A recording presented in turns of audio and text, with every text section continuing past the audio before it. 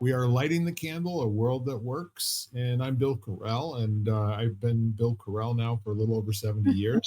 Uh, I have got my dear friend, Jan Jeremias, who uh, I just am blessed to have you in my life, Jan. And I You. think we're going to talk a little bit about some things that you've brought into my life. I feel very special that you put together that wonderful presentation that we had. I think it was yesterday with Hans. Yeah. Uh, but just a little bit of background for folks. Both of us are we're committed to making the world a better place. I think Jan is a highly trained uh, humanist slash, I would say, someone who knows an awful lot about nutrition and supplements and the kinds of things that are really good for your body that we don't hear much about on a daily basis. And if we do hear about them, it's usually coming from somebody at an MLM meeting or something like that. And it doesn't mean that they're not the best things ever, because I was kind of really empowered to hear that Hans said that he's been hooked up with new skin since 1992. And guess who else was a new skin distributor in 1992? Because all my friends were doing it. So where this is kind of heading in my world is that being 70, I am relatively graced with good health. I have two issues that my body is dealing with, and one of them is I was diagnosed with aged macular degeneration about 9 years ago.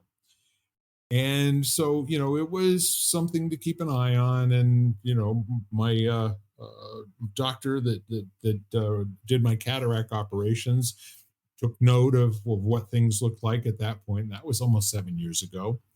I still have great vision as a result of that, and which is kind of unique also. But the other thing that I've got is I've got skin cancers, which basically tells me that part of my body that is not dealing well with inflammation is getting rid of it in this fashion. Okay, so I'm a candidate for a lot of different things with regard to well care, and I'm also a newbie when it comes to what specifically can I be doing to increase my possibilities with both of these things. And don't ever hear me like, you ought to feel sorry for me because I have to go in and have frequent operations, usually a couple times a year. Sometimes I go 2 or 3 visits, a year and a half or so, and I have maybe a half dozen biopsies and nothing. Okay, so that's perfect when it comes back benign. So I'm saying a lot of words to say that I thought that the time that we spent with Hans reviewing a recording of Dr. Nolan from Ireland and the work that he's doing on macular degeneration, and then also that's kind of like grown into his interest and partnership with some other scientists having to do with Alzheimer's. Hmm. So, guess what? At my age, I know you're a lot younger than I am, but at my age, I know a lot of people that are dealing with these two scourges, and losing. They're not doing well. So anything I think that we can do to make people aware of what they can do for their own health is probably a good thing. What do you think? No, absolutely. It's like my mission in life is to empower people with tools that they can use and that they can do to make their lives better. And are there any guarantees? No. And I can't probably give, I could quote statistics possibly of, better outcomes, but is there a guarantee? No, but there's never a guarantee for no matter what we do. Right. And my attitude is that I'd rather do everything I can and know that I did everything I could. So that if it does, it kind of makes me feel that if something happens or in dealing with something, I'm better fortified and better able. And then also, at least if it didn't work, I know that I did everything I could have done. because I think the worst is like when you go back and you have regrets, thinking to yourself, oh my gosh, maybe if I had done this, Yes. it would have been better. And then it's too late, you Yeah. know? And so it's just like to know that about, to think to yourself, is it a worthwhile investment either of my time and my, and educating myself, or is it a worthwhile investment financially to actually start thinking about these things? Because the opposite is not good. So, I can tell you that the dashboard lights were on early in my life with regard to both smoking and obesity. Okay, so I quit smoking when I was 28 years old, which is now 42 years ago. It's hard to believe, but so that's good on me. That was something that I did that was taking a stand for my future health. And I can't say enough, having gone through the loss of over a dozen uh, loved ones and dear friends who all died of emphysema and you know uh, cancer in the lungs, but also in many other places. It's a horrible way to die, not being able to breathe. And I just want to say that if you're at a position in your life where you can give it up, I have a dear friend who stopped smoking now about 4 years ago. She was diagnosed COPD and, like a stage four uh, deal in her lungs, and she's turned it around, and they gave her a year. And I'm so pleased that she took a stand for herself. And at her age, we graduated from high school together. And at her age, she said, I really got to listen now. And she went crazy on nutrition and all the other things that we're going to talk about a little bit.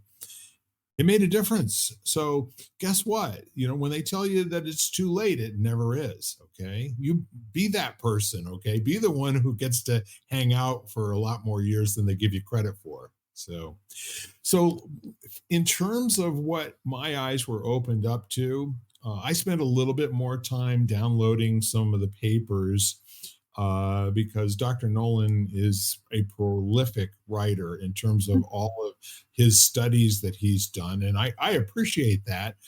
And I also appreciate that I've been around this sort of thing and did a little bit of college work with chemistry and science and engineering myself, so that these were not completely foreign concepts to me. So I could actually pick up the general gist of it. But when it comes right down to it, um, when we look at the overall health of our body, and we were talking about four different measures that we could do to look to see whether these um, carotidins or carotids or whichever they are, but the carotenoids. carotenoids, yeah, the noids. You got to watch out for the noids. So sounds like a Animal House movie or something. Revenge of the Noids. So here we are, at whatever age we are. I don't know how old you are when you're listening to this, but take on board for a moment that it's not hard to find out how your health is. And can you talk to us a little bit, Jan, about the different ways that we can measure the level of these really crucial, nutrients in your body? Yeah, so they're antioxidants is what they are. So they they're preventing our I would say they're preventing our rusting process as we age. They can be measured in the blood. So you could ask your doctor to have your carotenoid levels tested via blood. There are some very, very advanced technologies in the ophthalmology world that they can actually measure the carotenoids in your eye, in your retina. But then there also is non-invasive skin carotenoid testing. So basically, they measure the level of these antioxidants in the dermal layer, one of the layers of the skin of your hand, and it takes about 30 seconds. And from the research by Dr. Nolan and others, it's been shown that they're mirrored. So whatever's in your blood is going to be the same in your hand. which is going to be, similar like what's in your eye. And now his most recent, work has been the same amount as in your brain.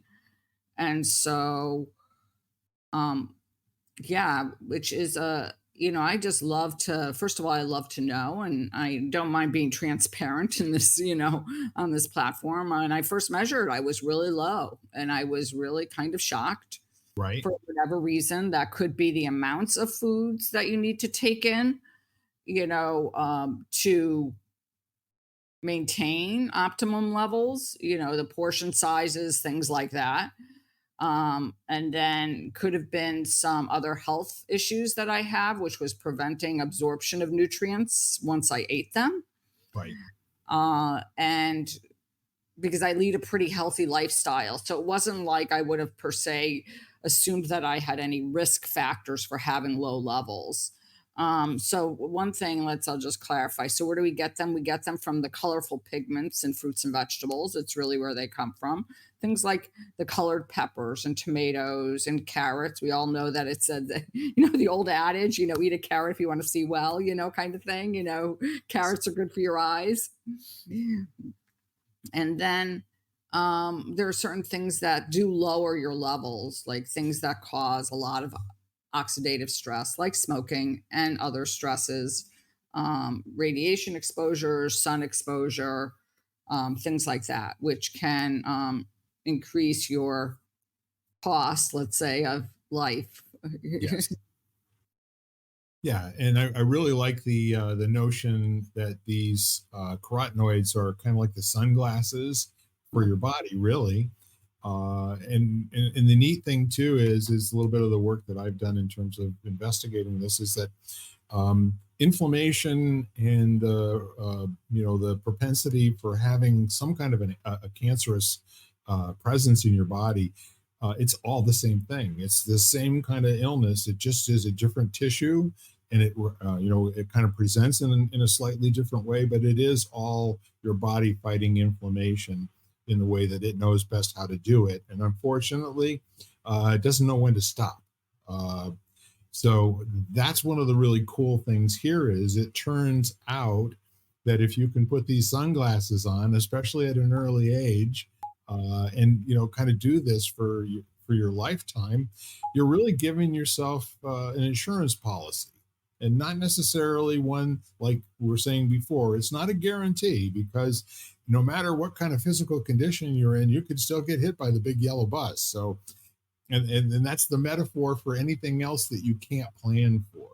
So in the meantime, Jan, I don't know about you, but when I first started looking into vitamins, uh, probably back in my 20s, and I went in for a physical, and I asked my doctor, and he was an older man, and he was a smoker, and all the rest of that stuff. And he said, "Well, Bill, you can take vitamins," he said, "but you're just going to have expensive pee."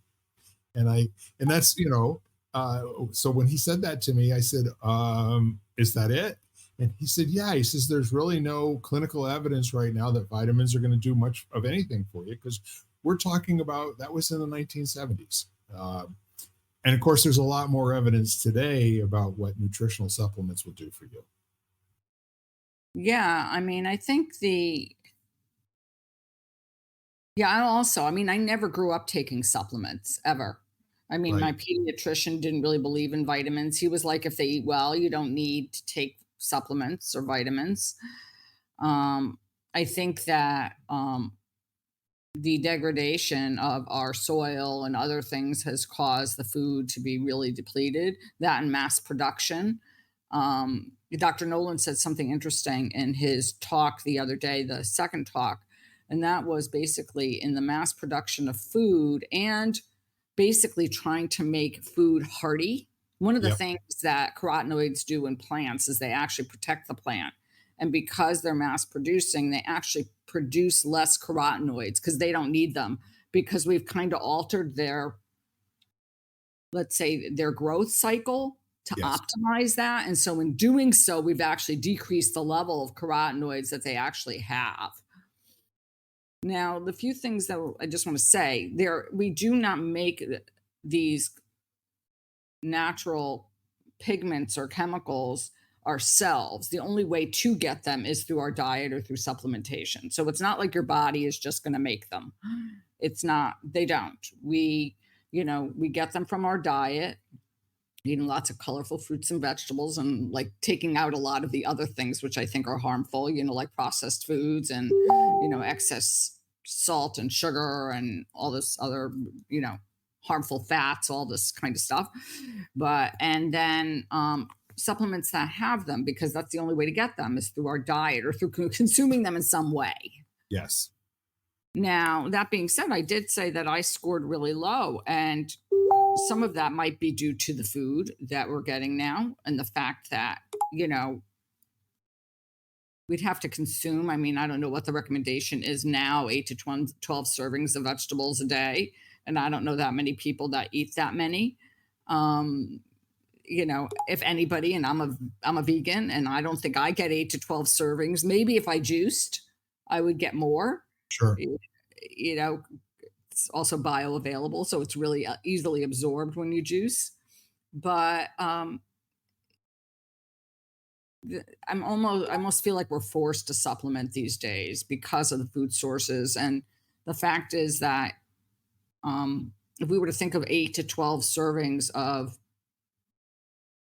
let's say preferred would be organic. So organic, non-genetically modified fruits and vegetables, Right. we would probably not be able to afford it. I mean, to be honest, if you sit there and you buy organic fruits and vegetables, like you probably 8 to 12 servings, and that's only you. That's not counting your family or your children or anybody else in your household. Very few households would be able to afford that. Yeah, you're easily going to be talking several $100s a week. Yeah, For the level of consumption. And then here's the other thing: you can't eat that much. right, It's, exactly. it's physically impossible to to consume that amount of anything. So Right, right. what's left is finding something else that's got a high bioavailability with probably fat soluble more than water soluble, because I think the water soluble is harder for your body to absorb that than it would be with fat. Maybe you can say something about that.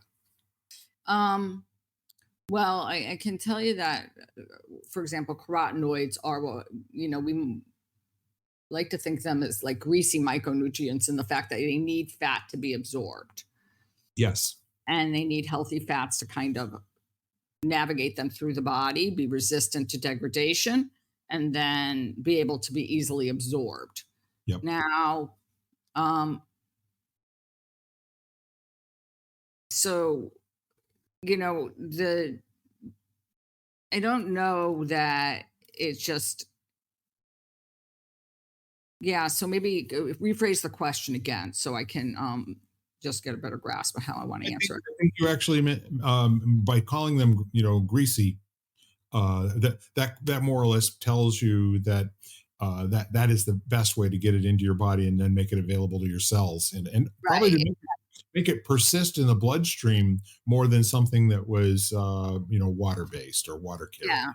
I mean, I would think so. And I think that in and the fact that, we have to make sure that they're going to be able to withstand the conditions, let's say, of um certain, if we take in food through our if we take in food, it goes through our stomach and all the stomach acid, and it has to be, and goes down into like whatever the lower intestine, and then starts to be and is absorbed, and you have to make sure that it's going to be viable by the time it gets there. Yes. And so we do need to protect it in some way so that when it does enter the bloodstream, it's now able to then be distributed to all the parts that it goes to. Um, and so that's a pretty amazing, like, to me the body is pretty amazing in the fact that it has the ability to do that, Sure. that it can go through and and there was a beautiful slide that he showed, and Dr. Nolan showed in this past presentation last week. And basically, it was, the amount of carotenoids that occur in nature. And I'm just pulling up right now the exact number because I was hopefully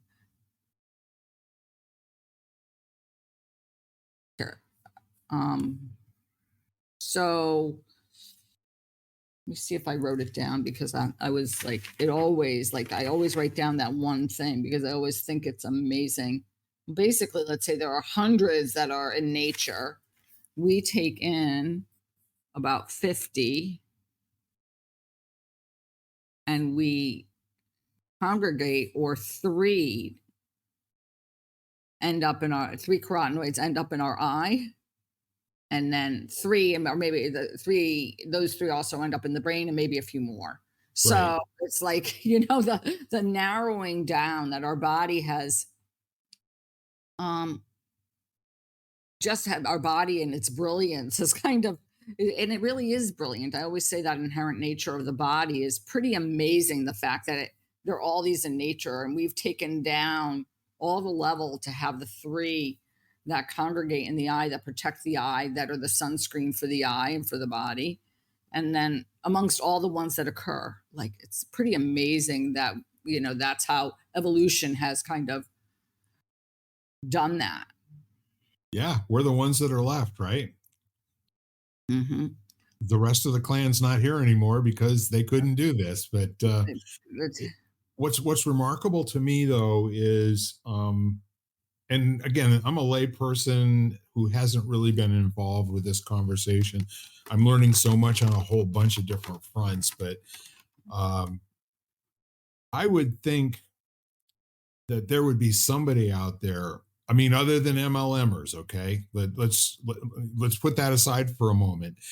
Where are the nutritionalists, that would be at the level that people would listen to, like they would listen to an Anthony Fauci, okay? Good, bad, or indifferent. The man speaks, and then people take note. Sometimes he knows what he's talking about. Sometimes he gets into areas where maybe not so much. But the point is, I'm not aware of people who are carrying the banner for antioxidants to be. I mean, and seriously, that's something I've been aware of now for 10 or 15 years, and it's made a huge difference in my life. Yeah, I don't, I,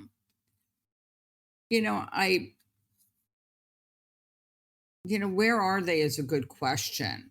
Um, I think part of the issue lies in the lack of, I want to say, formal education or lack of education, um, in nutrition in medicine, Yes. or traditional medicine. I think that's one issue is, and this is, and I'm not a doctor, but this is from my friends and from people who I know who are in the medical world, who talked to me and mentioned to me how little education they got on nutrition. And I'm Yes. not saying that's across the board. That's coming from people who actually shared that with me. So I don't want to make any general assumptions, but from what I've heard, Yeah. that education is very limited. And some of, like everything changes, in the world, and in science especially. Things that people believed last week are not necessarily applicable now, because a study comes out and all of a sudden that's been disproved, and that's not bad. It's just the way science is. It's like you learn something, and hopefully you take it and it expands, or that's what you hope it is. Let's just say. And so, And that the people who are proclaiming a scientific study are actually truthful and not charlatans. right, right. And so when you go and you look at some of the more current information out there on certain, let's say, nutrients, which were kind of downplayed because they were, for whatever reason, um, then all of a sudden, I don't think the more traditional medical world is up to date on certain information regarding nutrition. Right. And some of the old ideas about nutrition, are still kind of, I want to see, are still the message that's being sent.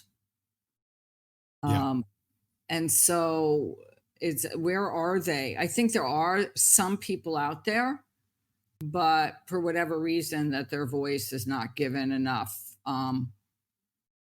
volume, let's say to so to speak, for whatever reason that might be, whether it's like industry determined, whether it's yeah, they don't have the same, they're not getting the same voice time, let's just Well, say airtime. one of the most effective advertising campaigns that I recall had to do with glacial uh, glacial milk, okay, which contained all of these metals and nutritional elements that are not found anywhere else. Back in the day, the headline was "Dead Doctors Don't Lie." And what the premise was, at that time they were saying that the average life expectancy for a doctor is like 57 years, and this is back around the turn of the century, 2004, 2005, and that our life expectancy of the general population was like 85 or something at that point. So if you listen to a doctor about what's good for you in terms of ongoing health, they're not good at that. They're only good at fixing broken things. And so in order for you to get into that preventive kind of general all-encompassing care that nobody else seems to know about, you're going to have to study different things. And I think there's been a disincentive, with especially with insurance companies and the federal government getting involved with it to the degree that they are right now. They talk a good game with preventive care and preventive this and all, but no, they're not interested in you being healthy. They're only interested in exchanging transactional dollars one way or the other when you're not. And so as more people are not, it puts a strain on all the systems that we have to work with. And it just doesn't seem like, they would be all that interested in spending money, first of all, to prove, that once and for all, these are the kinds of things that we should start at an early age and just keep them up all of our life. And it might be just a little bit more than expensive pee. You know what I mean? Right. Yeah, absolutely. And the I think some of it comes from, let's say, the doctors in the sick care world that are, let's say, more holistic. I want to say, well, holistically inclined in the fact that they look at the body like a system, Yep. not in isolation of different systems. that, and in that way, I mean holistic, like the whole body as a whole versus, natural. That's how I want to preface what I'm going to say. And it's their frustration, even within their own system, is the fact that they, when they do believe in something that may be much more nutritionally based and much more supplement based is having an impact, then and they are basically, quashed and then become frustrated, or they're fearful because they're afraid that, they work in a very, as my friend, a friend of ours, Hans, and myself always says, who's a professor at Harvard, the industrial medical complex. Yes. And they have to conform in a certain way if they want to maintain their connection to that system. Yes, and it's not just a maverick firebrand who gets disconnected and writes a bestseller. Um, there are some really brilliant people out there who have kind of gone undercover to really investigate Eastern philosophies with regard to acupressure, acupuncture, Ayurvedic medicine, which comes, from Indian, philosophies going all the way back to the ancient Chinese, and just different nutritional things that they figured out how to do 5, 10,000 years ago, that they're just not around all that much anymore, unless you happen to go to those places and and investigate what they're up to. And they're not fringe, like woo woo 1970s hippie things anymore. These are like, there's science behind this. And it, again, even those practices have withstood the test of time. So just as we are the beings that need these carotenoids and have figured out how to use them to our benefit, so have those medical practices, by and large. Yeah, I mean, I think they have been around for thousands of years. And yes, it is kind of nice being the scientist when something that's been around for thousands of years, they finally understand why. It's like, oh my gosh, they prove it. And you're like, oh my gosh, that's why. I remember years ago, just as an example, I remember years ago having someone who came to me for about their cat because I work with people and their animals, and the cat had a history of urinary tract infections. And in passing, the woman says to me, but so do I. And she said to me, do you think it's connected? And at the time, I didn't laugh, but it made me think. And I thought to myself, well, energetically, could it be something? They live in the same house. Could it be somehow like stress related? And then years later, reading an article about the fact that, you know, animals and people that live in the same household can share similar microbiomes. And I thought to myself, oh, there we are. There's the connection, but that came like probably 15 years after I met this woman. And I Yes. knew there was probably some sort of connection. If you were to ask me what it was, I wouldn't have been able to tell you, but it just seemed I had heard too many circumstances like that with too many different people to think it was a coincidence. Because I don't really think anything's a coincidence. I think that, I think we just don't know the reason yet. And so I sat there and I was like, "Oh, now I get it. Now I understand why that was happening." Yeah. And and And, and it made me think of my own because I remember my first dog had inflammatory bowel, and then I had a cat with inflammatory bowel, and then Tonka now has inflammatory bowel and has had since he was like young. And at first, when I first had my cat after I'd had my dog, I thought to myself, well, the universe sent me a pet that had it because they knew I knew what to do.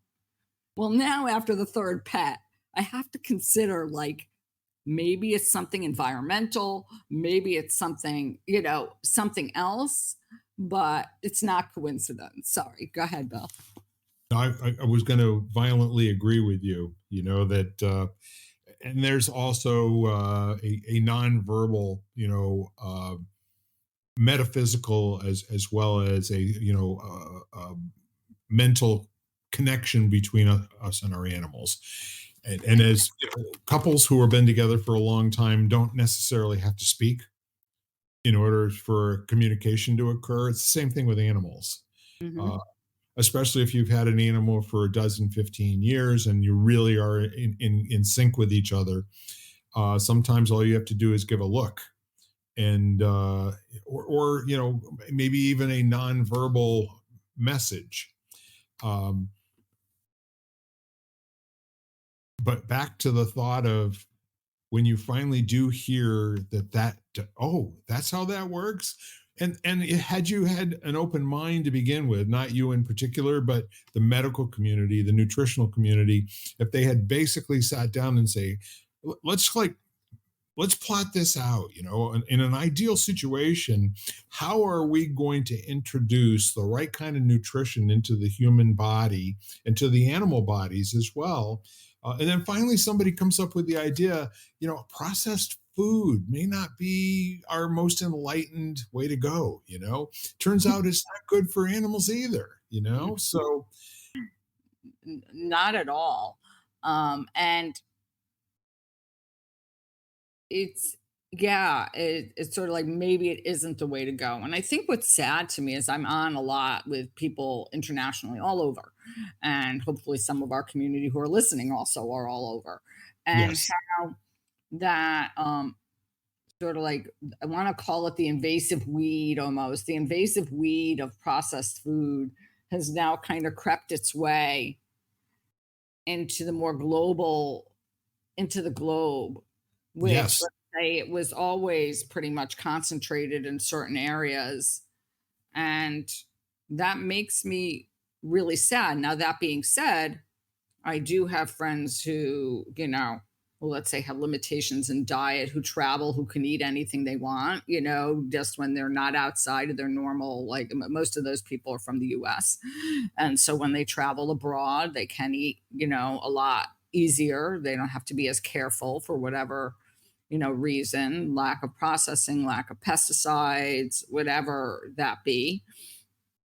Um, and so it does make me question and really look at what I start to put in my body, let alone, and now, and I'll be the first one to say to people, you have to eat well. There's no substitution. You don't want to eat. You always tell people you can't eat junk and then take a supplement and hope it's going to help. Like, I mean, it's just not going to, I mean, it probably wouldn't hurt, but it's probably not going to be as much as impactful as if you were to take and, change your diet and take supplements. Like, I have people who say that to me all the time. Like, well, if I take this, can I like still eat this? And I'm like, well, I mean, it's kind of like, well, if you think about cleaning up, like some of that is cleaning up some of the stuff you're taking in, then it's really busy taking in stuff that you like cleaning up stuff you're consuming on a normal basis versus trying to clean up stuff maybe that's been there a while. Exactly. So I mean, we've all been at one of the fast food restaurants. I mean, back in the day when I used to go, where there'd be somebody, a very very large human being, that would say, "I would like to have the double fries. I would like to have the triple Whopper." And two apple pies. Let me see. And can you supersize that? And oh, by the way, how about a Diet Coke? Yeah, you're right. I was a Diet Coke person for years. Well, talk about messing your body up. Holy moly, I mean, I was talking to a friend of mine not too long ago, and I was saying that, it's so interesting because I remember my great aunt, so was diabetic. And I don't know. So I was a kid. I mean, she was my great aunt. She lived with my grandmother. They were sisters, and she had diabetes. And my mother would buy all these special foods for when she came to visit. So there was like sugar-free jam and like all that, like, and at that time, saccharin, Yep. little white tablets and everything, and some diet sodas that had come out or whatever. And my mother would be very, very clear that we were not allowed to take that. That wasn't meant for us. That was meant for her because she had this health issue, but it was really only for her. And it was very targeted toward a particular group of people, not being negative and not being separatist, that required like how to watch their sugar and therefore, she would use these things. And then all of a sudden it became much more acceptable for people to just use it because they wanted to consume less sugar. Less sugar. Now it's more other forms of sugar, and not like you know crystallized sugar. It's much more like corn syrup and everything these days, but which is still Wow. sugar. Yeah, it turns out that white cane sugar, which is much more expensive than corn syrup, is good for you. Okay. It's probably, So, exactly. you not to know mention it tastes a lot better, than corn syrup as well. You All you have to do is to get like some Mexican 7 Up or something like that. No, exactly. I always say that all you have to do is travel abroad and have a soda, and you'll Yeah, taste the sure. difference. It's Yeah, very different. And so, but at that time, I mean, it was really clear like this is not for everybody else because it's not like you're healthy, you don't need it. And then all of a sudden, there was this huge transition into all those foods being consumed by the general population. right. And, with all their various chemicals you know, and what I would say, some of the other things that were negative, I don't want to, you could say side effects that, come, or ill health benefits of, you know, that came with, let's say, prolonged consumption, Yeah. and then probably an increase in amounts of consumption, over time, more people, like I said, I drank diet soda for years. Well, here's what I recall, and I just remember we went through some goofy years in terms of certain things being removed from the shelves.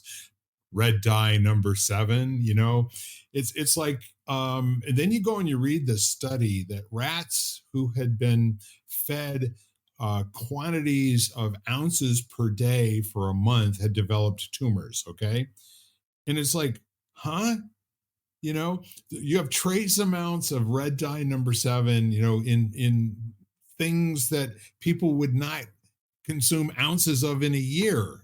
So, well, the long and the short of it is we got really goofy on some things, but we had just as bad aspartame studies, and that they not only proved that it was bad for animals, but they proved it was bad in children too. So that never got uh you know that never got banned or removed. It's like, who's paying the most money to get their products listed in that triangle, from the federal government. And then when you start to see that Battle Creek, Michigan, and the money that they pay to get their frosted flakes and these other things listed as if they're good for children, it's like, what? Holy mackerel. It's all a charade. There is no integrity to this stuff at all, and it's so sad. It's really sad, and I get really sad when I think about children, because I think that one is their brains are developing. They're um, there's all this potential and creativity and all that, and their brains are so malleable, and anything that limits that to me is like, is almost well, is a crime, because we Yes. shouldn't be wanting we should be wanting to fortify and nurture that versus do anything that might affect it negatively. So that's one thing. And then, like you said, I mean, they fortify them with vitamins and minerals. And that's how they kind of, I think, get by with the fact that, well, it has vitamin D and it has vitamin B and it has this and this. And you're like, okay, well, I'm giving my kid a whole bunch of vitamins, but you're also giving your kids a whole lot of sugar and carbs, which are, form into sugar. I mean, and don't Well, get me wrong, I grew up on cereal. I love cereal. I still love cereal. It's a great snack. I remember we'd come home from school. My mother would, we'd have a bowl of cereal because dinner wouldn't be for hours or something. And so don't get me wrong, I loved it. But that doesn't mean that it was the wisest of choices. Plus, food was quite different then. Well, it really was. And the other part of it is that, so you've got these added vitamins. Let's go take a minute and look at what it actually is. There's nothing about it that makes it bioavailable. There's nothing about it that makes it absorbative. And quite frankly, just having it on the box, and if you look at where it is in the list of ingredients, where vitamin A and vitamin D and vitamin K and all that kind of stuff, they're at the bottom. I mean, it's there, but what percentage of a daily requirement is it? It's like 0.02%, but you can say it's got all the vitamins you need, right? Right, right. And then by the time it's processed, which is the other thing, is that how viable are those nutrients? Like, are they bioactive, meaning that they go in the body and they have some sort of influence? Their levels are low, and by the time you take them in and you go through all that digestive process, there is the potential that it's going to have any impact is quite low.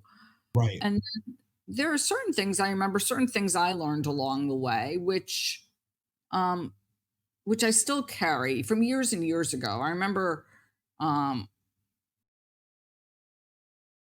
reading and being, told that, the amount of calories, let's say, in a half a cup of orange juice versus an orange. And I remember at the time, we used to drink orange juice every morning, some sort of Right. juice, orange juice, grapefruit juice, but some sort of juice we would drink in the morning every day before we went to school. And afterwards, learning, well, an orange is the same thing. And so to me, I thought to myself, well, I'd much rather eat an orange because that's a lot more satisfying. And let alone you get the fiber and you get some other things, along the way versus have a half a cup of juice, which lasts about 5 seconds if you don't drink it, if you don't drink it slowly. And thought to myself, well, it's a lot more satisfying to eat an apple versus have a half a cup of apple juice. And it's a lot more satisfying to eat an orange than it is, or a half a grapefruit than it is to have a half a cup of juice.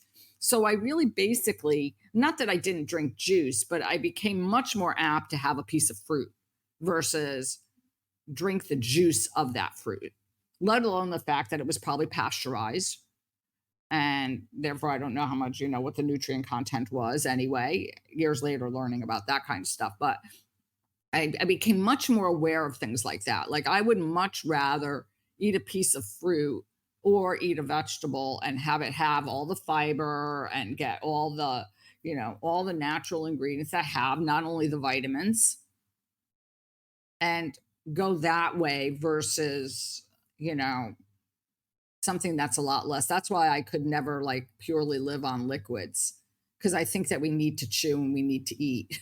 There's another element to it too, and that has to do with caloric density. Okay. And essentially, when you eat a whole pear or a whole apple or a whole orange, you're consuming somewhere between 90 and 120 calories. Okay. Right. And you're getting a cross section, as mentioned, with some fiber in there and some things that require some digestion. But to get that 100 calories in juice, we're talking 2 ounces. Right. Exactly. That ain't staying with you. Okay. And a lot of that is sugar. So That's sorry. right. Yeah. Sorry. Right. That's sugar and, obviously like water or and then, which I'm not saying you need water to hydrate, but it just seemed like it was, was so much more satisfying. And like you said, I mean, the fiber actually slows, like, fiber is really good for digestion. And so we need all that, especially if we're going to extract the nutrients from our food. It does need to undergo like a whole process in our stomach, of digestion. Well, the other thing, and again, we've gotten a little bit away, but not really, from the initial topic, which had to do with these powerful, carotenoids and other antioxidants like vitamin E and others. But the point is that if we started out looking what it takes to make a healthy human being past the age of being able to be in sports, you know what I'm saying? That most nutrition and most of the the prescriptions for different types of workouts and that sort of thing, for most of the population, you're done when you get to middle school in terms of anybody giving a good rap about what you put in your body and how often you exercise. And that's really not how we're going to be taking care of an elderly population in the future. And if we really wanted to make a difference in terms of the incidence of macular degeneration, or the incidence of lung cancer, or the incidence of Alzheimer's or other dementia, and we talked about this a little bit with Hans, because back in the day, we called it hardening of the arteries. When I was a small boy, that was so and so, has hardening of the arteries, and is that why he's acting so strange? Yeah, he's old, and that's it. Okay, so how do you keep from getting hardening of the arteries? Well, I don't know. So now we've got a lot of different names for different sorts of things, and it turns out they're all kind of the same thing, and they could come from a really good method of training people to be responsible for and taking care of their own health from an early age. Here's Absolutely. what you need to eat, and here's what you need to consume, and here's why. Here's why. And um, I mean, I think yeah, starting at a young age is kind of, I think, is crucial. I think because as I look at the elderly people I've been around, my dad, now my mom, there comes to be a certain point where you don't really want to where you want to do what's easy regarding food. And I Right. have to say that I know a number of my friends tell me about this, about their parents also, that food becomes much more about ease versus health. And so I feel like, if you have those habits when you're younger of eating healthy, you're likely to keep them when you get older. And I'm not saying it's just that you're tired. Like my mother says, I don't want to have to cook anymore. I'm tired, is her thing. So I guess the question is if you happen to, for people who are, let's say, in a facility, whether that be in assisted living, is how much are they paying attention to diet and nutrition for the people that they service, as far as in a place like that. Like it's a good question because I actually don't know. I mean, and Wouldn't it be great if everybody had an annual checkup and they all got tested on the palm of their hand, to see what their carotid level is? I mean, absolutely. I mean, I think one of the things that was a real big draw for me to have it done was one is, that okay, I'm very into my health and I constantly make changes. And some of those changes the doctor has actually suggested. So, let's say increase your vitamin D levels or increase your omegas or whatever. But I do go to a functional medicine doctor, so it's a little different. I'm not just going to a regular GP. Right. But how often I make changes and then I don't see her for a year because Right. that's when I need more blood work. And so in the meantime, I've made those changes and I'm kind of like, I'm pretty good at sensing myself, but I'm like, are they helping? Are they not helping? Have my levels gone up? And so this is a concrete measurement. Like I measure myself every month. I mentioned I started really low, probably the lowest you can be generally, not lowest, but in the lowest category.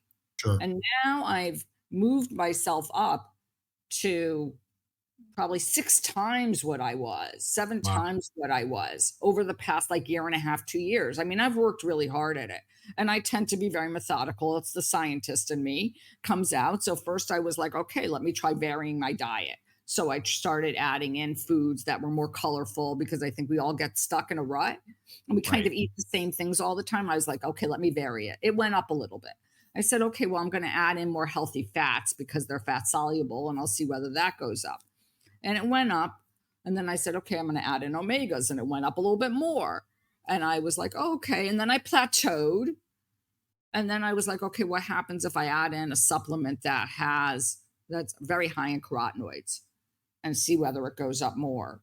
And now I've gone up that level. And so, you know, my attitude is it wasn't like I was like, okay, but that's, some people take supplements because that's easy. They're like, oh, okay, I'll just take a supplement.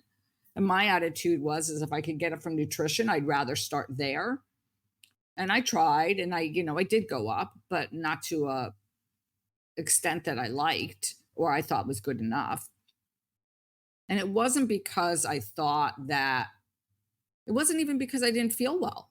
I just thought, well, it sounds like it's a good place to be higher versus than lower. And from what If we're one talking. side six has got to be real good, right? Right, right. So I was like, okay, well, that means that, I have just more potential to whatever comes my way to be able to, to be able to, combat it or be able to stay as healthy as possible was my attitude.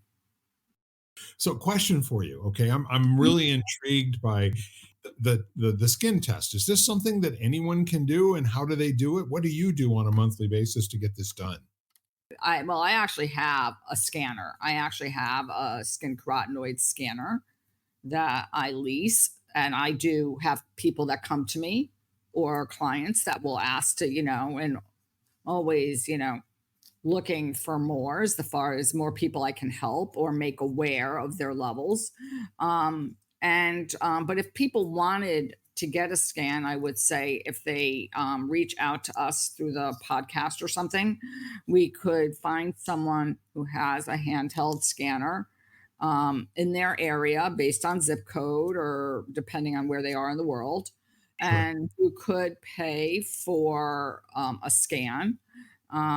They vary in price depending on how much people charge.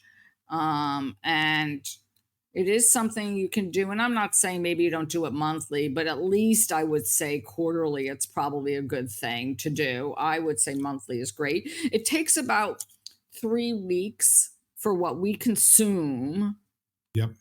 to be deposited in the layer of skin we're measuring. So it's I always tell people, like, I go and I do kids sometimes, and they're adorable because and they say, "Well, I drank, I ate carrots yesterday." And I'm like, sorry, those will, that doesn't work. It's not like a test you can cram for. So it's not like I can drink a half a, like a half a cup of carrot juice or a quarter carrot juice yesterday, and my carotenoids will go up today, at least not in your skin. So it's something that's looking like a picture of what was going on with you about 3 weeks ago. So if you Gotcha. make a change, it usually takes about a month for you to see that change. Interesting. So or more. So, I always tell people you gotta give it a little time. So I guess the question would be a little bit more about the scanner. I'm doing some looking right now. There's a Pharmanex bio Yeah, that's the one photonic I have. scanner. Yeah, that's the one I have. And what do these bad boys cost? I'm just curious. Um, I don't know the list price offhand. Right. Um, I just know that, I really don't. I know I pay a leasing fee to Right. have one. I think it's not a thing that most households, let's say, are going to go out and invest in. Right. It's the kind of thing where maybe certain health practitioners, people in the optometrics, the eye field, ophthalmology or optometrists might have one because of the relevance to macular degeneration, which is pretty well accepted now. Um, my attitude is that fitness centers should have them, especially if people are health conscious anyway. It's a really nice measurement.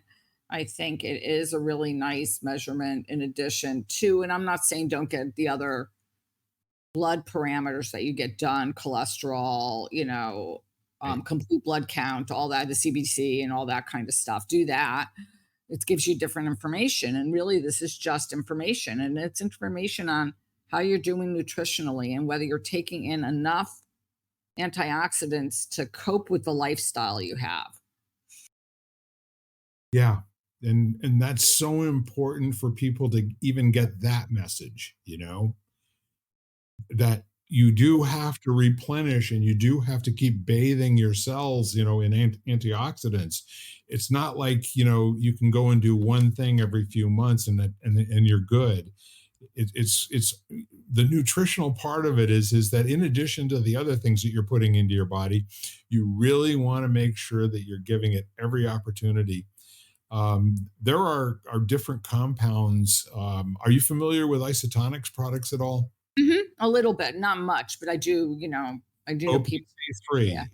OPC3, OPC3, which has primarily, I think the active ingredient in it is pycnogenol, which is a really, really great source of antioxidants, which I've been using and my wife's been using for over 10 years. So I think really, at this point, have we said enough about you can prevent a lot of the things that old people are going through right now because they weren't being prevented during the last 40 or 50 years, and now we've got more people, and how much of a strain do we want to put on our remediation systems when we could actually be doing a better job of having people be healthy and not be sick. Absolutely. And I think we've said enough for now. Maybe what we can do is ask Hans to join us, maybe, and come on, and because that Yeah. might be fun, and just have another conversation about this important topic. But I think everything, it was interesting because I've been very health conscious for, the past 15 years. But uh, when my dad got ill and was in rehab, and it was an experience I would never want anyone to relive, Right. to live through. And I saw the care he got and the strain it put on all of us. And I understand people who have to do that because I go into facilities all the time to teach and to spend time with people who are residents or who are living there. and people have different circumstances as far as, jobs and everything like that. But my attitude was everything I can do to never have to go into a place like that, Yes. I wanted to do because I didn't want to, he was miserable. I didn't want to be there. The We were miserable because he required more care than we were able to give him, by us, I mean. And so eventually, yes, we did bring him home with nurses or whatever, but financially that was straining too, obviously. So it's kind of like everything I can do that's within my power, I want to Yeah. do. I want to do. I don't want to be a burden like that. And also, like, I don't want to, like, the thought of, like, that was so hard for me to watch, the fact that he was so unhappy being there.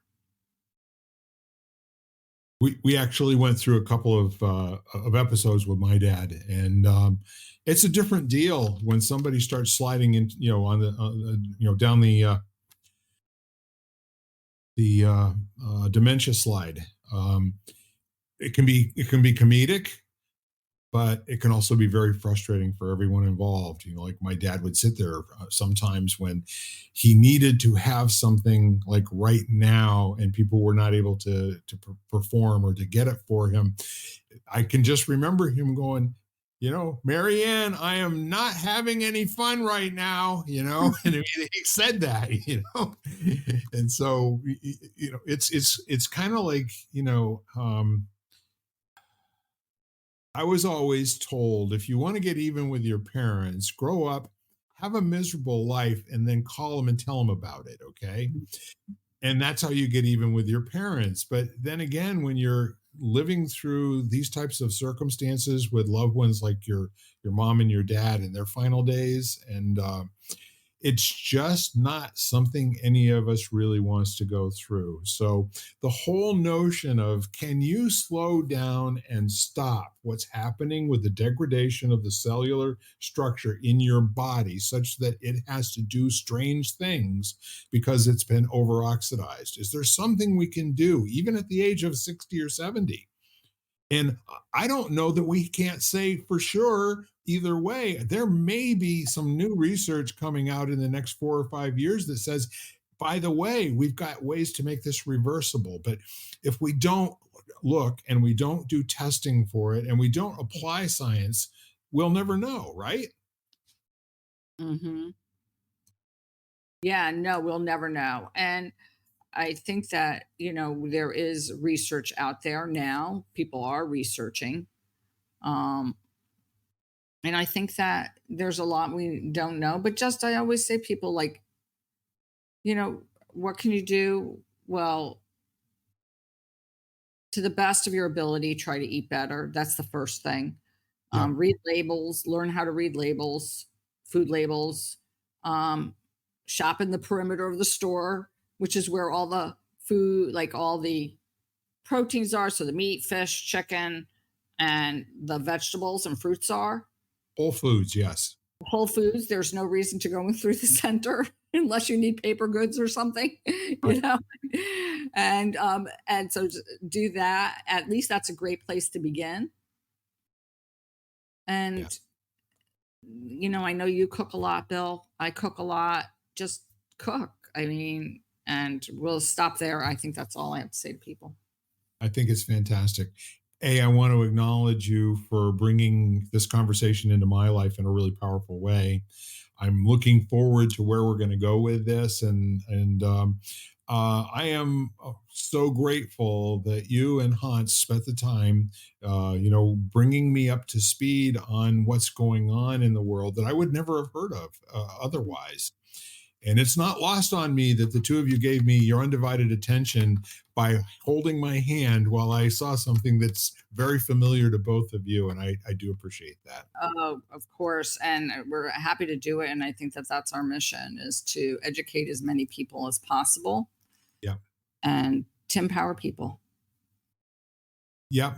And the old method of training the trainers, if you've got somebody in your life that is already pretty good at conveying messages to other people, why not give them better content for their message, right?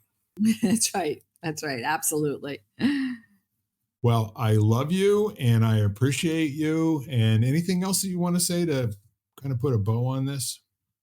No, I don't think so. Maybe look into finding a place, reach out to us. And if you have any questions, or want more information, even, that's a great place to start. But yeah, that's it. Well, here's what you can do. And again, I am Bill Correll and Jan Jeremias, and we are lighting the candle, a world that works. And you can at least search us on Facebook. I'm going to probably be easier to identify than Jan because I have a ZZ Top kind of a beard.